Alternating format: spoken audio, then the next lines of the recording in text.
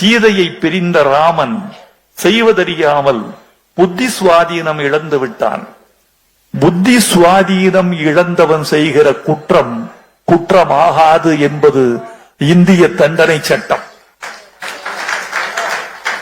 இந்திய தண்டனை சட்டத்தின் 84ஆம் பிரிவு சொல்லுகிறது, புத்தி மாறாட்டத்தால் மதிமயங்கி ஒருவன் ஆற்றுகிற காரியத்தை அவன் குற்றம் என்று அவன் மீது சுமத்த முடியாது என்பது இந்திய தண்டனை சட்டம் சொல்லுகிற செய்தி 84ஆம் பிரிவு.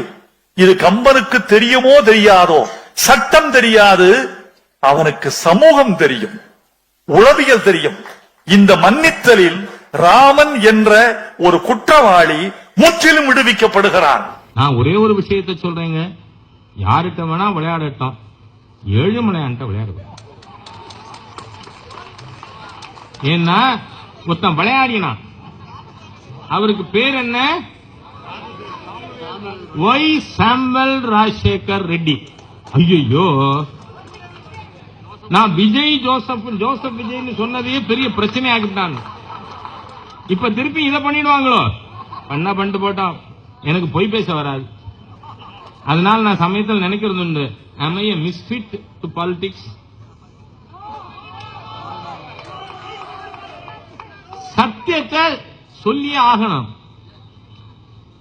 அவர் சொன்னாரு, ஏழுமலையாயினி ஏடு கொண்டல வாடா இல்ல, ஒரு மலை தான் சொந்தம். காரணம் ஏன் சொல்றாரு? இன்றைக்கு அது டிக்ளேர்டு புனித தலம்.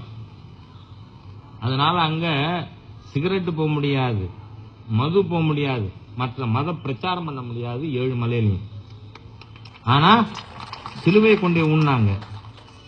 அதனால அவர் சொன்னார், இத சுவாமி தயானந்த சரஸ்வதி அவர்களும் உடுப்பி பெஜாவர் மடாதிபதியுமா சேர்ந்து கோர்ட்டு வர போய் தான் ரெஸ்டோர் பண்ணி கொடுத்தாங்க. அது ஏழுமலை தான், நீ ஒரு மலை சொல்ல முடியாது. அந்த மாதிரி பேசியவர் அந்த ஏழுமலையில் ஒரு மலையில் அடிபட்டு இறந்தார், உடம்பு கூட கிடைக்கல. அதனால பெருமாள்கிட்ட போய் விளையாடக்கூடாது.